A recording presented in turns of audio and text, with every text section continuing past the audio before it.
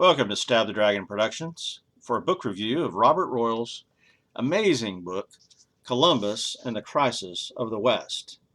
Stab the Dragon Productions puts out some Bible studies, some cultural commentary at times, whiskey reviews, and some movie and book reviews. In short, I put out material that I'm interested in. Now, the whiskey reviews and movie reviews are usually just for fun, but the Bible studies and book reviews are heading in a particular direction that's intentional. All my life, I've been interested in studying American history. Junior high school, college, I majored in history. At seminary, I took extra classes in history. But in the past 20 years or so, I've focused on the founding of America, and that includes Christopher Columbus. Additionally, I've been looking at the direction our country's been heading in for the past 50 or 60 years, or 100 years, and realized that we're on a downhill slide. We're in the mud. We're slipping towards self-destruction. I believe now that we have passed the point of no return. We're under the judgment of God, and we have gone over the cliff. Now, when we land, we must pick up the pieces, return to the Bible and the Constitution, and seek to rebuild what was destroyed. Perhaps God will give us the grace to have a great revival that will turn this country around before we hit rock bottom. Today's book will help in these goals of learning about American history, exposing what is so wrong about America today, and rebuilding the greatest nation the earth has ever seen. I read this book from October of 2021 to July of 2022, and I give it my highest recommendation. I consider it to be one of the most important books I've ever read. Robert Royal's book was originally published in 1992 under the title 1492 and All That, Political Manipulations of History, by the Ethics and Public Policy Center in Washington, D.C. Now it's been expanded with a new title, Columbus and the Crisis of the West, published in 2020 by Sophia Institute Press out of Manchester, New Hampshire. Dr. Royal has his B.A. in History from Brown University as well as an M.A. from Brown in Italian Studies. His Ph.D. is from the Catholic University of America in Comparative Literature. He is a Fulbright scholar, and he is writing as a committed Catholic. He's taught at Brown, Rhode Island College, and the Catholic University of America, and has served as Vice President of the Ethics and Public Policy Center, served as the Editor-in-Chief of The Catholic Thing, founder and president of the Faith and Reason Institute. And he's been a visiting professor for the Thomas More College of Liberal Arts in New Hampshire. The first edition of this book was written for the quincentenary of the discovery of America in 1492. And the second edition was published in 2020 as a response to the George Floyd riots, where statues of Columbus were vandalized and destroyed, removed by those in charge, along with dozens of other statues of heroic people of Western civilization. And so this book responds to all of that. I absolutely love both titles of this book, the one from 1992 and the one from 2020, because the original title is dead on about history being manipulated for political purposes.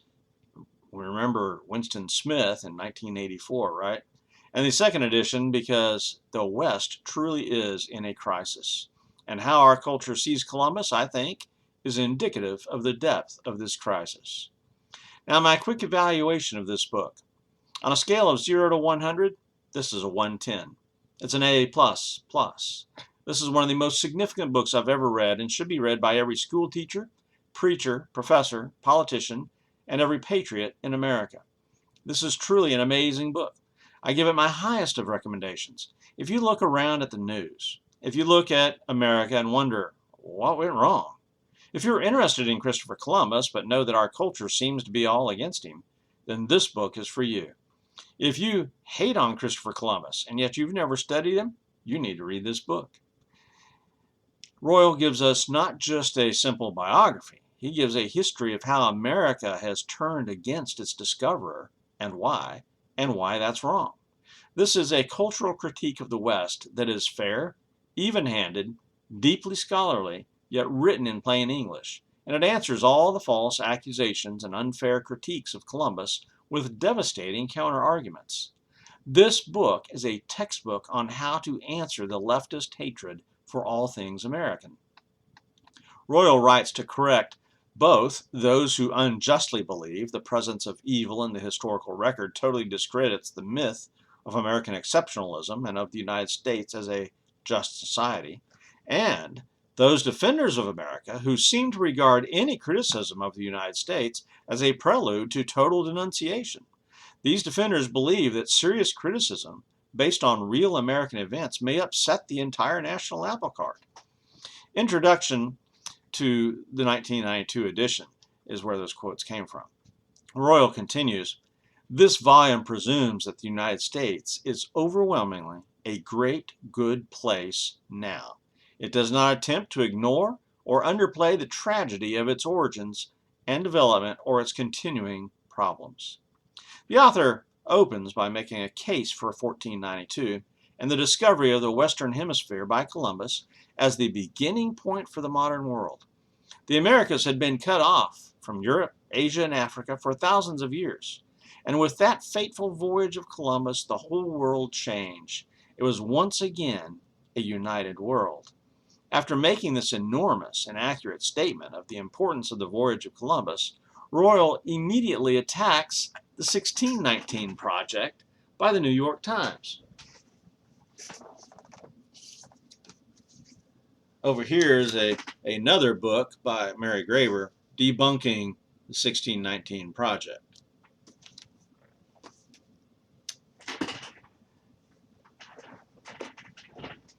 But that 1619 Project claims American history begins with the first slave ship arriving on the shores of America in 1619. Royal admits that slavery is America's original sin, but refuses to accept that as an event that discolors all of our greatness. It doesn't. He then points out some previous political attempts to denigrate Columbus, going all the way back to the early 16th century. Columbus's fame reached high tide probably in 1892 with the 400th anniversary. But the 20th century has seen a gradual, slow, and now precipitous decline. He writes, "Even the churches, which in some sense should be willing to defend their bringing of the good news to new peoples, cannot seem to find any value in the spread of Christianity to the Americas."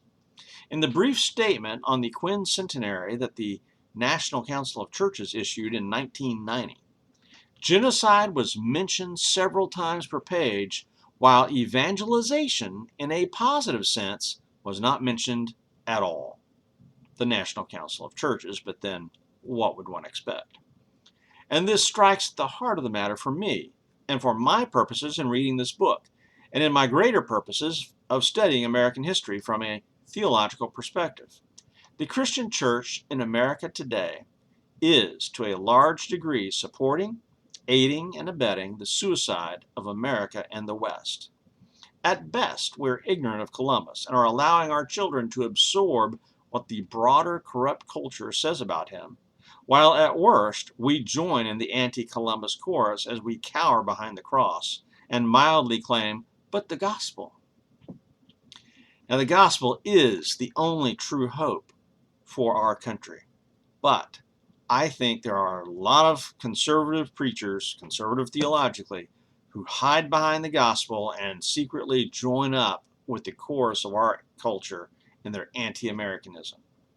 And that does a disservice to both the country and the gospel. After carefully stating the problem in his first chapter, Royal moves on in chapter 2 to give a brief biography of Columbus, but this is not your usual biography.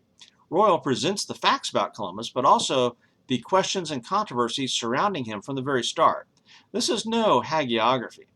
He focuses on the relationships between Columbus and the natives and shows that there is way more to the story than the modern stories of massacres and genocide, slavery.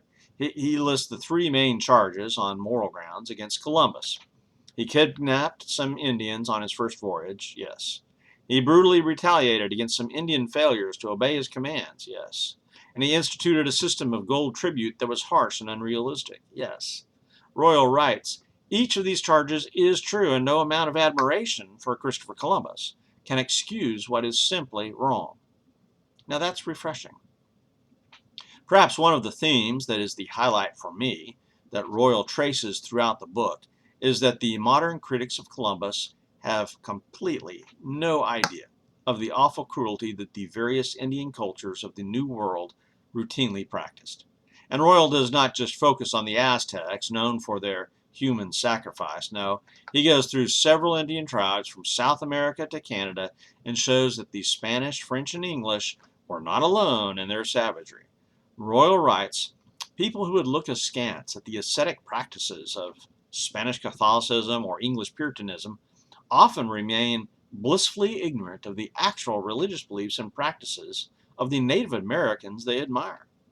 Yet it is a crucial part of the historical picture to see clearly the status of women in parts of the pre-Columbian Caribbean as well.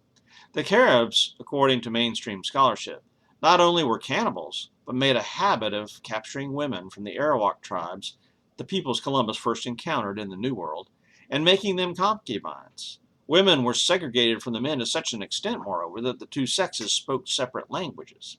Page 163.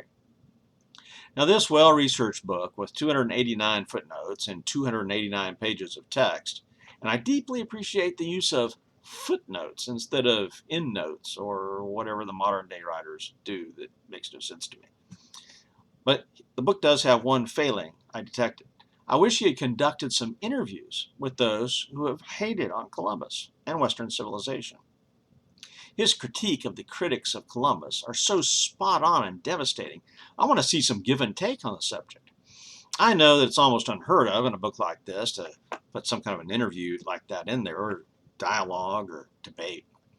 But the book is not a straight up history book. It's a polemical work that is written with a deliberate with a deliberate effort to answer those who attack Columbus and Western civilization. Now, if you want a book that will give you a bit of a biography of Columbus and a whole lot about the fight over the Admiral of the Ocean Sea that's been going on for 500 years, and if you want to be able to hold your own in a discussion about the origins of America, the value of Western civilization, this book is definitely for you. Personally, I think every school teacher, every politician, and every pastor should read this book. I've now read Delaney's book, Columbus and the Quest for Jerusalem, the Pulitzer Prize winning book by Samuel Eliot Morison, Admiral of the Ocean Sea, a life of Christopher Columbus. And then the previous video book review that I did just a few weeks ago is by Fernandez Armesto, and it's a biography of Columbus. So all of those are wonderful, important biographies. It would be hard for me to choose which one is most important. I really think I'm going to go with this one by Royal, because this is not a simple biography.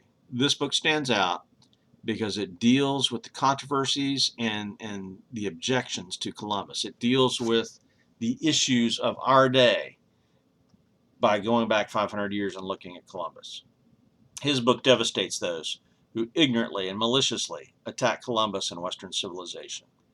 So if you want one book about Columbus to understand what the controversy is all about, get this book. Stab the Dragon, out here.